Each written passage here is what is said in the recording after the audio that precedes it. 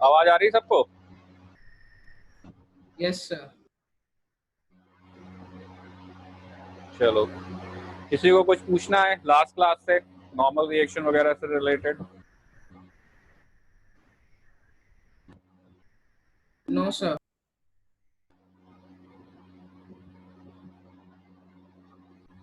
ठीक है, तो हम आज वही जो एग्जांपल हमने लास्ट क्लास में लिए थे उसी के आगे से स्टार्ट कर रहे हैं। ठीक है, एक क्वेश्चन हमने दिया हुआ था, कौन एब्सेंट है अभी? वासिल हैं? चलो ठीक है, आगे चलो। तुम्हें कुछ पूछना है? नो सर, अभी नहीं। अभी नहीं, बाद में।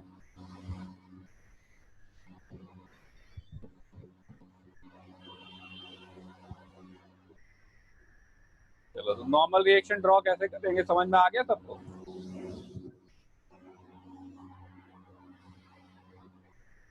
चलो, कुछ क्वेश्चन हम नॉर्मल रिएक्शन के और लिए लेते हैं। ठीक है, एक आध दो पहले तो जो सवाल हमने लास्ट क्लास में लिया था हम पहले उसको डिस्कस कर लें। देखो, नॉर्मल रिएक्शन का डिस्कशन जो हम कर रहे थे, ठीक है, तो हमने क्लियरली बोल दिया था कि नॉर्मल रिएक्शन एक रिएक्शन फोर्स से डिपेंड करता है सिचुएशन पे। इसका कोई फॉर्मूला, स्पेसिफिक फॉर्मूला नहीं है। आपको सिचुएशन के हिसाब से नॉर्मल रिएक्शन की वैल्यू आपको कैलकुलेट करनी होगी। आपको ये पहले तो सोचना पड़ेगा जो क्वेश्चन दिया गया है उसमें नॉर्मल रिएक्शन हम किस तरह से कैलकुलेट करेंगे। ठीक है, तो एक सवाल हमने जो दिया हुआ था, क्वेश्चन फिर से एक बार लिखे दे रहे हैं, ड्रॉ किए दे रहे हैं। क्वेश्चन कुछ आपका इस तरह से था, एक ये स्फीयर दिया हुआ था, ठीक है, स्फेरिकल बॉडी थी, फिर आपका इस तरह से एक ये सरफेस था, ठीक है, और आपका ये सरफेस था, ठीक, और ये आपकी बेस हो गया। ठीक है, एंगल हमने कहा था आपको, ये हमने एंगल कितना बताया था, है याद किसी को? कितना एंगल था ये? Alpha sir, alpha. अल्फा, ये था बीटा। ठीक है, इसका मास हमने क्या लिया था? m। ठीक, तो सबसे पहला काम हमारा फ्री बॉडी डायग्राम बनाना। ठीक है, क्या होता है फ्री बॉडी डायग्राम? हम कहेंगे जितने भी इसमें रेलेवेंट फोर्सेस हैं हमें वो ड्रॉ करने पड़ेंगे, फ्री बॉडी डायग्राम। ठीक है, तो कौन कौन से फोर्सेस आएंगे? तो हम कहेंगे सबसे पहला जो इसका फोर्स जो काम करेगा वो जाएगा इसका वेट mg किस तरफ, डाउनवर्ड। उसके बाद जो भी आपके सरफेसेस है ना, कॉन्टेक्ट सरफेसेस, तो जितने कॉन्टेक्ट सरफेसेस होते हैं उतने ही नॉर्मल रिएक्शन आते हैं। ये हो गया आपका n1 और ये हो गया आपका n2। तो हम एक काम कर रहे हैं, बॉल को थोड़ा अलग बना ले रहे हैं ताकि डायग्राम आपका थोड़ा क्लियर हो जाए। ये रही आपकी बॉल। क्या क्या फोर्सेस हैं इसमें? पहला इसमें फोर्स है आपका mg, ठीक है। दूसरा इसमें फोर्स आपका है क्या है? नॉर्मल रिएक्शन n1 जो इस वाले प्लेटफॉर्म से आ रहा था इससे, और दूसरा और यहाँ से आ रहा है नॉर्मल रिएक्शन n2। अब आपको ये जो नॉर्मल रिएक्शन आ रहे हैं इनके करने पड़ेंगे कंपोनेंट। ठीक है, कैसे करेंगे कंपोनेंट? तो उसके लिए आपको ये एंगल निकालना पड़ेगा। ठीक है, कितना आएगा ये वाला एंगल? ये एंगल कितना होगा? ये वाला, ये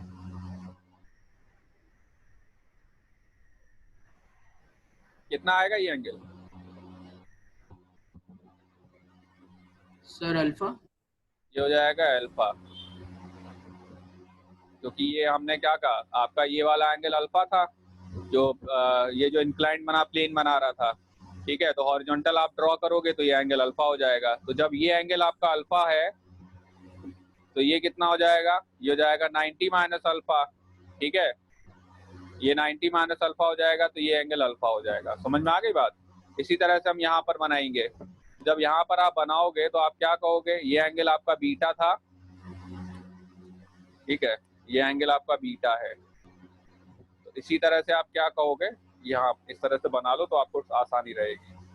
देखो n2 जो है वो इस प्लेन से तो 90 डिग्री एंगल बनाएगा। ये एंगल आपका बीटा हो गया तो ये एंगल कितना आ जाएगा? ये भी बीटा हो जाएगा। ये कितना हो जाएगा? ये 90 माइनस बीटा हो जाएगा, ये बीटा हो जाएगा। समझ में आ गई बात? ठीक है, ये बीटा हो जाएगा तो आपका ये एंगल अल्फा आ गया और इधर एंगल ये बीटा आ गया।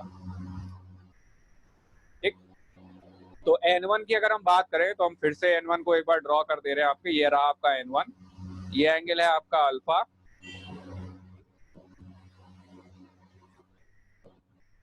ठीक है, ये एंगल है आपका अल्फा,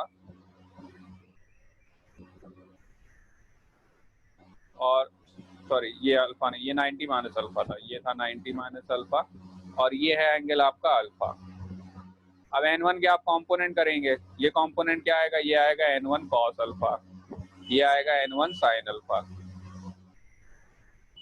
ठीक है। हमने बताया था अल्फा के बगल वाला कॉस होता है और अल्फा के सामने वाला साइन होता है, तो ये सामने वाला साइन हो गया और बगल वाला कॉस हो गया।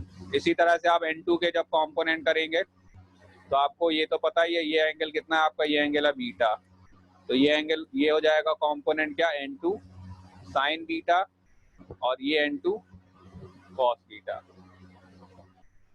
समझ में आ गया इतना सबको। अब हम कहेंगे जो N1 कॉस अल्फा और N2 कॉस बीटा, ये दोनों जो एंगल है ना, ये दोनों जो फोर्सेस है, ये यही किनको बैलेंस करेंगे, ये दोनों फोर्सेस आपके बैलेंस करेंगे इस बॉल के वेट को।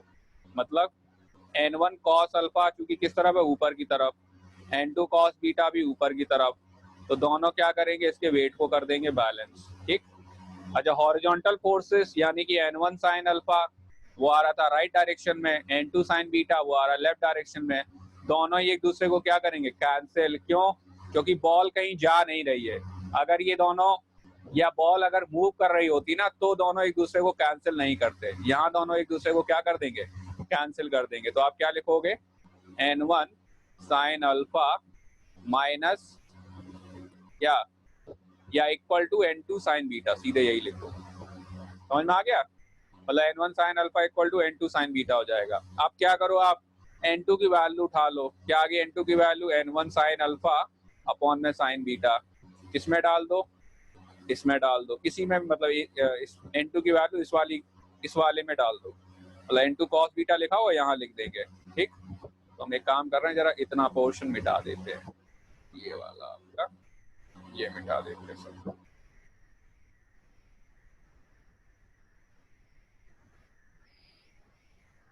ठीक है, फिर से लिख देते हैं। तो अभी इक्वेशन में पुट करते हैं हम, क्या लिखा हमने, N1 cos alpha plus N2 cos beta is equal to mg। अब वैल्यू पुट करो आप, N1 कॉस अल्फा तो वही रहेगा, N2 की जगह क्या हो जाएगा, N2 की जगह हो जाएगा आपका N1 sine alpha cos beta upon में साइन बीटा इक्वल टू क्या, mg, ठीक है।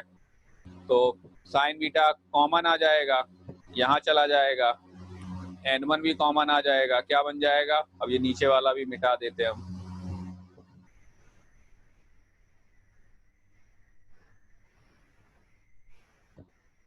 ठीक है। तो क्या लिखेंगे हम, ये हो जाएगा आपका N1 कॉमन आ गया, तो cos alpha sine beta plus sine alpha cos beta upon sine beta equal to mg। यहाँ से क्या जाएगा, N1 equal to mg sine beta upon में, तो sine alpha cos beta plus cos alpha sine beta क्या बन जाएगा, ये साइन अल्फा प्लस बीटा, ठीक है। फिर से एक्सप्लेन करें एक बार, समझ में आ गया सबको?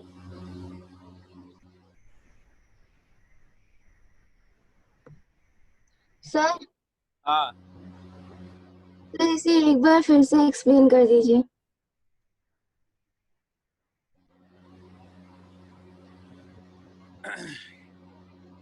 सबसे पहले हम क्या करेंगे, हमने क्या कहा, सबसे पहला काम होता है हमारा फ्री बॉडी डायग्राम बनाना, ठीक है। तो सबसे पहले हम जो भी फोर्सेस इस पे आ रहे हैं ना, तो एक तो ये हो गया आपका नॉर्मल रिएक्शन N1, दूसरा आपका ये हो गया नॉर्मल रिएक्शन N2, ठीक है, इसका खुद का वेट mg डाउनवर्ड, ठीक।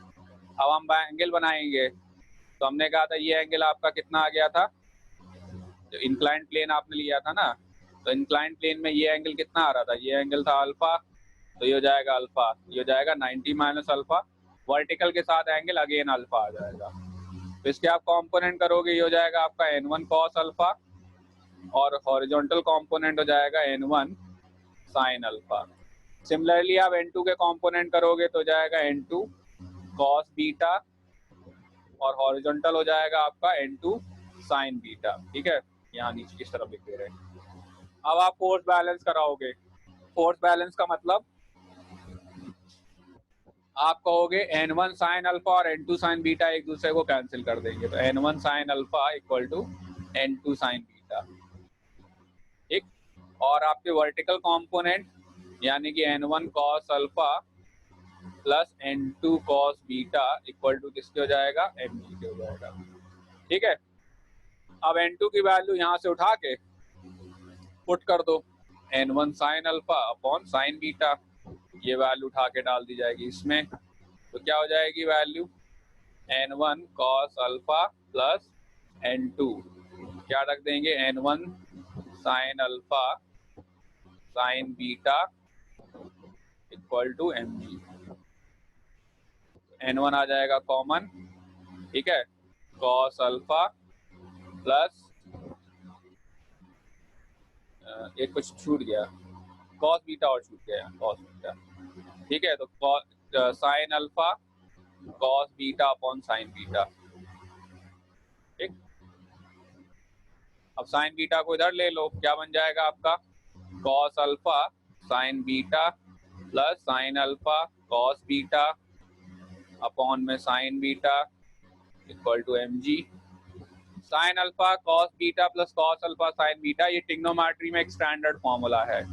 ठीक है, जिसका फॉर्मूला आता है sin alpha plus beta equal to mg upon में sin बीटा और था। n1 आपका क्या आ गया, n1 आ गया आपका mg sin बीटा अपॉन में sin अल्फा प्लस बीटा। ठीक है, समझ में आ गया। अब जैसे n1 निकल आया है तो n2 आपको निकालना है, तो इसमें उठा के n1 पुट कर दो यहाँ पर, तो आपका n2 आ जाएगा, और n2 की जो वैल्यू है जितना हमें दिख रहा है वो आ जाएगा आपका mg sin alpha upon sin alpha plus beta.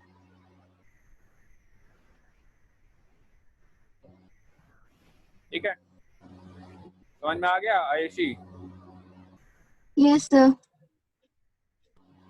चलो अच्छा, अगले क्वेश्चन पे आते हैं। ठीक है, तो देखो नॉर्मल रिएक्शन के हल्के फुल्के इस तरह से बहुत सवाल बनाए जा सकते हैं, फिर अब मतलब नहीं है आप वही तरह एक ही तरह का क्वेश्चन आप बार बार करते रहें। ठीक है, थोड़ा सा हम चेंजमेंट कर ले रहे हैं। ये सवाल हमने करा दिया था इस तरह से, एक फोर्स जो है वो एक एंगल पे लगाया गया था, मतलब हम फोर्स हमने लगाया था, एक ब्लॉक ले लिया था, उसके बाद फोर्स हमने किसी एंगल पे लगाया था, कुछ इस तरह से क्वेश्चन था।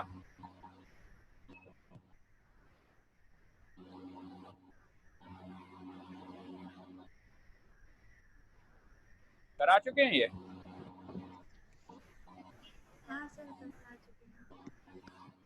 चलो फिर इसको छोड़ दे रहे हैं। ठीक है, अब हम आते हैं एक इंक्लाइन प्लेन पे। अगर हम एक क्वेश्चन लें, मतलब एक प्लेन हम ले लें कुछ एंगल पे इस तरह से, ठीक है, और हमने एक ब्लॉक रख दिया,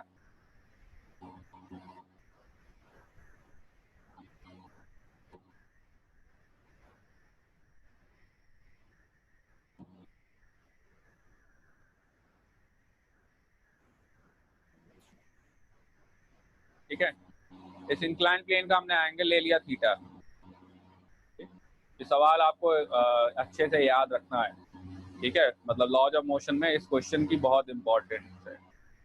एंगल हमने ले लिया थीटा, ठीक, हमें निकालना है इसका एक्सेलरेशन कितना होगा और नॉर्मल रिएक्शन क्या आएगा।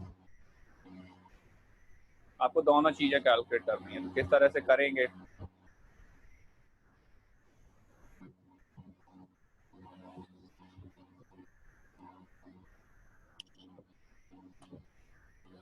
तो सबसे पहला काम, जैसा कि हमने पहले ही कहा था, सबसे पहला काम फ्री बॉडी डायग्राम बनाना।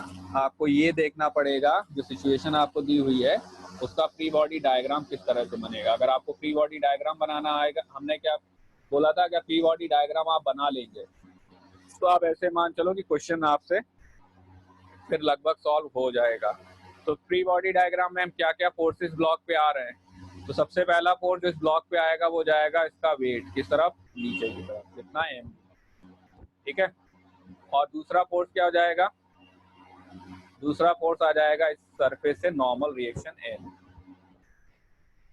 ठीक है। तो एक तो नॉर्मल रिएक्शन हो गया और एक mg हो गया। तो हम अगर ब्लॉक को यहाँ अलग से बनाएं,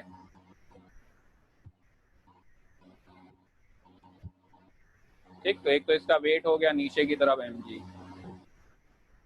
और दूसरा नॉर्मल रिएक्शन हो गया n। अब हमें इसको रिजॉल्व करना पड़ेगा, इसको ब्रेक करना पड़ेगा हॉरिजॉन्टल एंड वर्टिकल कंपोनेंट्स में, ठीक है। तो जैसे एंगल हमें ये दिया हुआ है थीटा, ठीक। अब इसको हमें ब्रेक करना पड़ेगा, तो पहले तो हम एंगल निकालें कि और एंगल आएंगे क्या। तो देखो ये एंगल कितना हो जाएगा, ये कितना एंगल है, ये वाला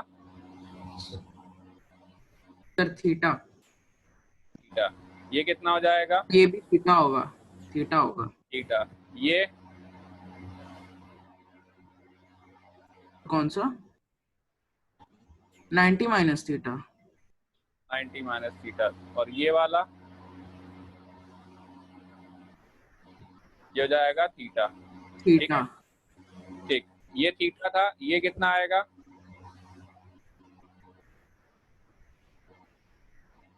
कौन सा,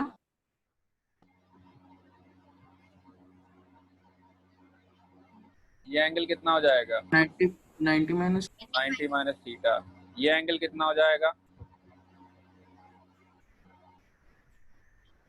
ये हो जाएगा थीटा। भैया ये नॉर्मल रिएक्शन परपेंडिकुलर है ना, यहाँ पर 90 एंगल है ना, तो जो एंगल ये आप बनाओगे ये वाला, ये थीटा आ जाएगा, ठीक।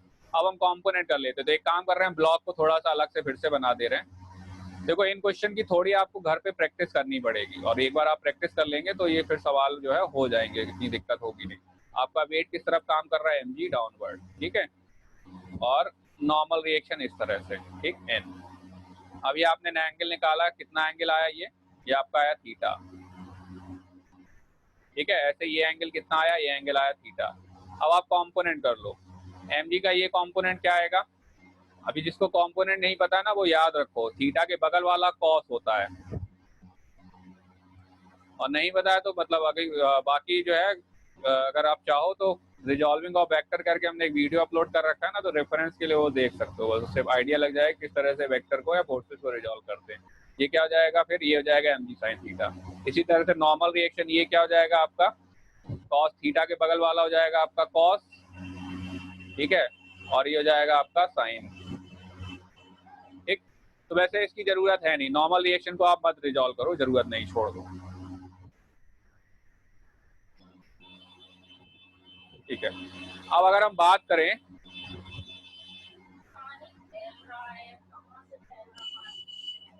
गिलास से, गिलास, तो अगर हम बात करें तो mg के आपके दो कंपोनेंट हो गए। क्या कंपोनेंट हो गए, हम इसको जरा बिगाड़ के फिर से लिख देते हैं, ठीक है। आपके mg के दो कंपोनेंट हमने कर दिए, ठीक। एक कंपोनेंट आपका क्या आया था, एक कंपोनेंट आया था आपका ये इसके अलोंग, कितना आया है, ये आया आपका mg sin थीटा, ठीक है। दूसरा आपका कंपोनेंट क्या था, वो था mg cos थीटा, और एक फोर्स यहाँ पर और आ रहा था, नॉर्मल रिएक्शन। देखो अब ये ब्लॉक जाएगा किस तरफ,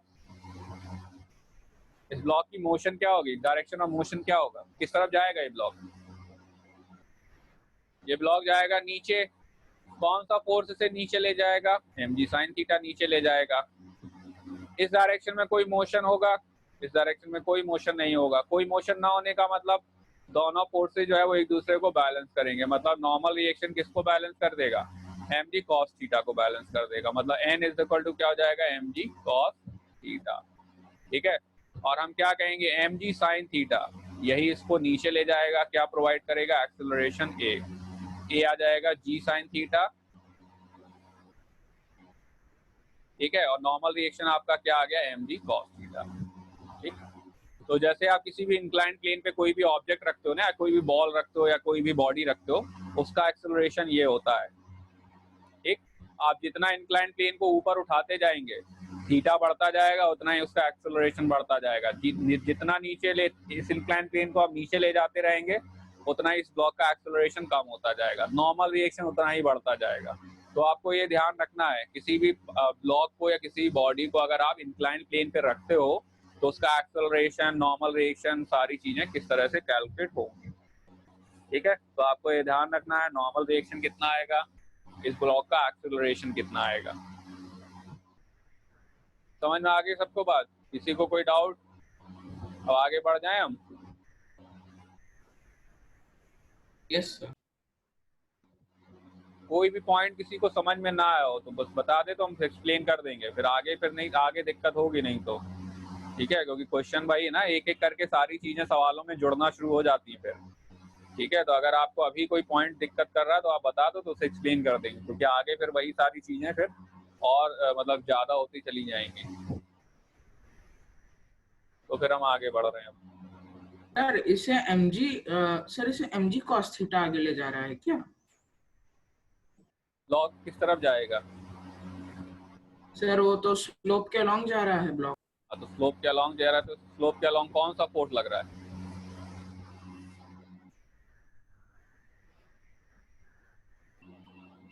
स्लोप के अलॉन्ग ठीक है कौन सा? सर, ठीक है sir. MG sine sine theta लग रहा है ना, तो बस उसे एम जी साइन थीटा लग रहा है तो एम जी साइन थीटा उसे ले जाएगा।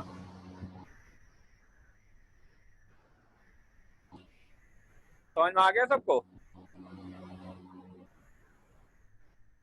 चलो आगे बढ़ रहे हैं।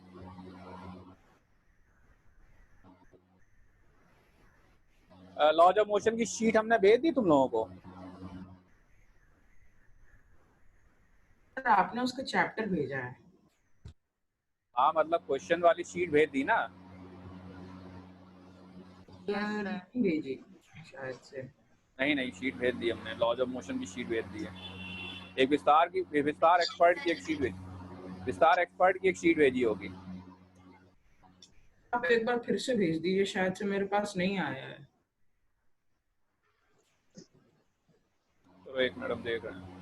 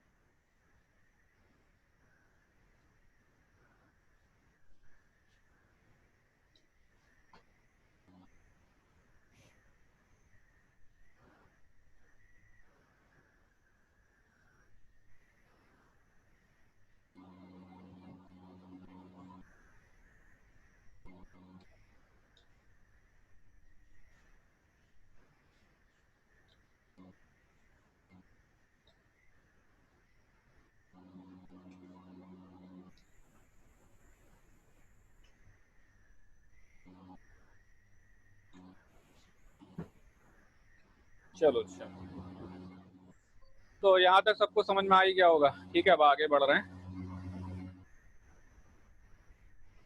अब ये सारे क्वेश्चन तो चलो, हाँ ये वाला क्वेश्चन करो सभी लोग। एक वेज है, ठीक है, ये वेज है WEDG, वेड और जे नहीं है, और ये एक रॉड है ये एक आपकी वॉल सपोर्ट है। हमें सारे नॉर्मल रिएक्शंस कैलकुलेट करने हैं और मास ऑफ वेज आपको दिया हुआ है, ऊपर देखो लिखा हुआ है मास ऑफ वेज क्या है, कैपिटल है, मास ऑफ रॉड है M1। ठीक है, हमें निकालना है इस रॉड पे कितना नॉर्मल रिएक्शन आएगा, इस वेज पे क्या क्या नॉर्मल रिएक्शन आएंगे, इस सपोर्ट पे क्या क्या नॉर्मल रिएक्शन आएंगे। तो एक बार जरा खुद से ट्राई करो, फिर हम डिस्कस करते हैं इसको।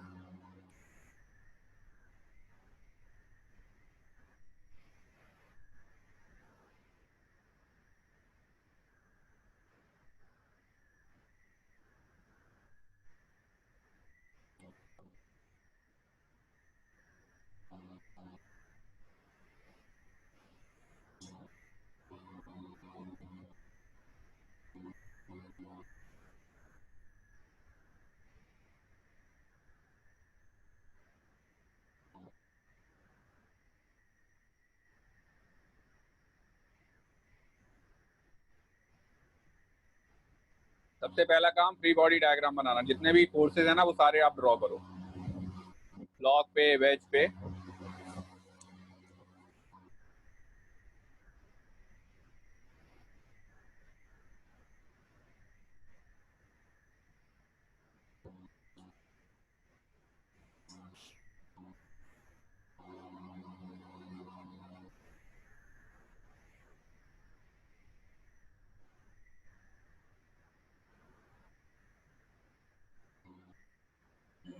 कितने नॉर्मल रिएक्शन आएंगे यहाँ पर, पहले तो आप ये बताओ, और कहाँ कहाँ से आएंगे?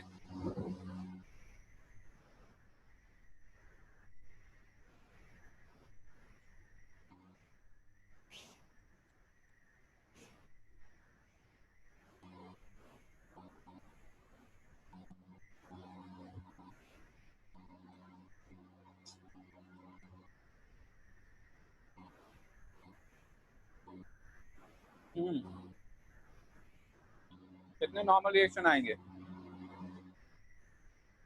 एक तो देखो वॉल से आएगा इस रॉड पे, ठीक है, दूसरा सपोर्ट से आएगा इस वेज पे, तीसरा रॉड और वेज के बीच में काम करेगा, चौथा इस वेज और ग्राउंड के बीच में। हमने पहले ही कहा था जितने भी और आप बीच में नहीं होगा, इसके बीच में सपोर्ट और ग्राउंड यहाँ हाँ सर। से मतलब ही नहीं है ना, हमें केवल वेज को देखना और रॉड को देखना है, ना सपोर्ट से कोई मतलब है ना वॉल से कोई मतलब है, ठीक है। तो हमने पहले ही कहा था नॉर्मल रिएक्शन हम कहेंगे जो बॉडीज आपकी कांटेक्ट में है और एक दूसरे को पुश कर रही हैं, ठीक है, उसी से आपका नॉर्मल रिएक्शन कैलकुलेट होता है। आपस में जो बॉडीज कांटेक्ट में है एक दूसरे को पुश कर रही है, उसी से आपका नॉर्मल रिएक्शन डिफाइन हो गया, उसी से आपका नॉर्मल रिएक्शन कैलकुलेट होगा, वहीं आपका नॉर्मल रिएक्शन काम करेगा। तो जरा हम डायग्राम बनाए सबसे पहले, क्या क्या नॉर्मल रिएक्शन आपके आएंगे, ठीक है। तो हमने क्या कहा, सबसे पहले आप इनके वेट बना लो। मास ऑफ वेज है कैपिटल एम, तो इसका वेट हो जाएगा mg डाउनवर्ड। रॉड का मास है m1, तो यहाँ हो जाएगा इसका वेट m1g, ठीक, ठीक है। एक नॉर्मल रिएक्शन आपका यहाँ वेज से आएगा, इसको मान लिया हमने n1। एक नॉर्मल रिएक्शन आपका सपोर्ट से वेज को आएगा, इसको मान लिया हमने n2, ठीक है। एक नॉर्मल रिएक्शन आपका वेज से रॉड पे आएगा, इसको मान लिया n3, और इतना ही नॉर्मल रिएक्शन आपका रॉड से वेज पे वापस आएगा, इसको मान लिया n3, और चौथा आपका यहाँ पर आएगा वॉल से, जिसको मान लिया हमने n4, ठीक है। ये तो हो गए नॉर्मल रिएक्शन और वेट। ये हो गया आपका फ्री बॉडी डायग्राम, सारे फोर्सेस जो हो सकते थे हमने ड्रॉ कर दिए, ठीक है। ये आपका फ्री बॉडी डायग्राम हो गया। अब क्या करेंगे हम, अब फोर्सेस को बैलेंस करना हम शुरू करते हैं।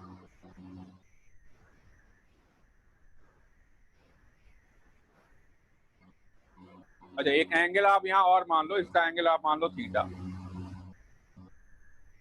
ठीक है। तुम रॉड को अलग कर दे रहे हैं, वेज को अलग कर दे रहे हैं, ताकि आपको डायग्राम बनाने में आसानी रहे, ठीक है। तो ये हो गया आपका वेज,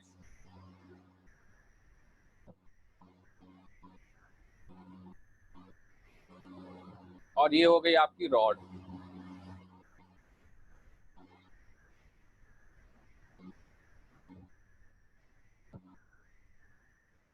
यहाँ पर नॉर्मल रिएक्शन आ रहा है n2, यहाँ पर नॉर्मल रिएक्शन आ रहा है n1, ठीक है। यहाँ नॉर्मल रिएक्शन आ रहा है आपका n4, ठीक। यहाँ नॉर्मल रिएक्शन आपका आ रहा है n3, और यहाँ पर भी नॉर्मल रिएक्शन आ रहा है आपका n3। इसका खुद का वेट m1g और इसका खुद का वेट mg। देखो n1, n2 और n4 इनमें दिक्कत नहीं है, क्यों नहीं है, क्योंकि ये सारे या तो हॉरिजॉन्टल लग रहे हैं या वर्टिकल लग रहे हैं, ठीक। इनको रिजॉल्व करने की जरूरत नहीं है। कोई भी फोर्स हम तब रिजॉल्व करते हैं जब वो ना तो हॉरिजॉन्टल डायरेक्शन में हो ना वर्टिकल डायरेक्शन में हो, तब आपको उसे ब्रेक करना पड़ता है या तो हॉरिजॉन्टल या वर्टिकल डायरेक्शन में, ठीक है। Yes sir. अब आप क्या करेंगे?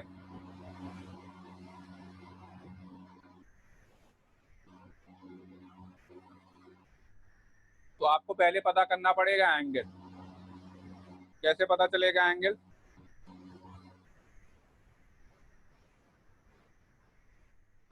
ठीक है, ये एंगल कितना आएगा?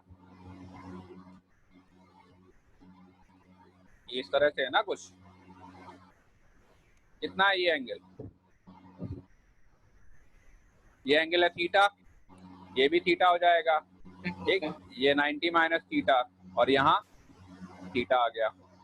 ठीक है, सही बनाया ना हमने? कोई दिक्कत? ऐसे हम क्या करेंगे, ये एंगल आपका कितना है?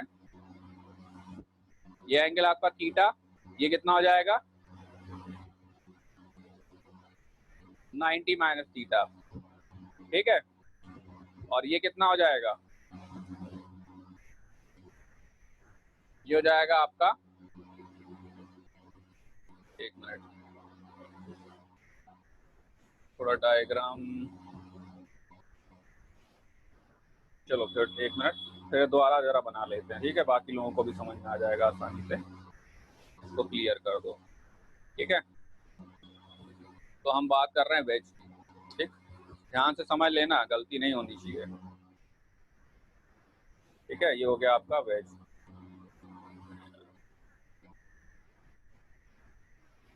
ये हो गया आपका वेज।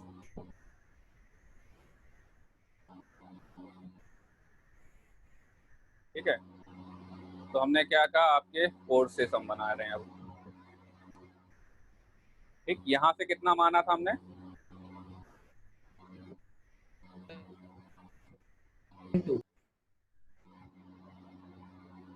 ये था आपका N1, ये N1 था ना, ये N2 था। यस। ठीक, ये एंगल कितना आया था? ये थीटा था, ये 90 माइनस थीटा, ये थीटा। ठीक, अब हम इसके कर लेंगे हम कॉम्पोनेंट। तो N3 का ये कॉम्पोनेंट क्या जाएगा आपका? थीटा के बगल वाला कॉस और सामने वाला दूसरा वाला साइन, तो हो गया आपका N3 साइन थीटा। ठीक है, अब रॉड की अगर आप बात करो,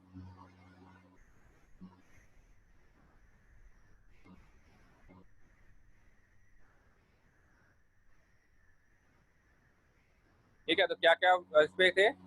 इस पे ये तो N3 आ रहा था ये, ठीक है, और दूसरा आ रहा था यहाँ पर N4, और ये हो गया आपका M1। तो N3 का ये जो कंपोनेंट है ना, देखो इस पे cos थीटा नीचे लग रहा है तो इस पे उतना ही cos थीटा ऊपर लगेगा। इस पे N3 sin थीटा इस तरफ लग रहा है तो इतना ही N3 sin थीटा यहाँ लग जाएगा। तो N3 sin थीटा क्या हो जाएगा? इक्वल हो जाएगा N4 के, और N3 cos थीटा इक्वल हो जाएगा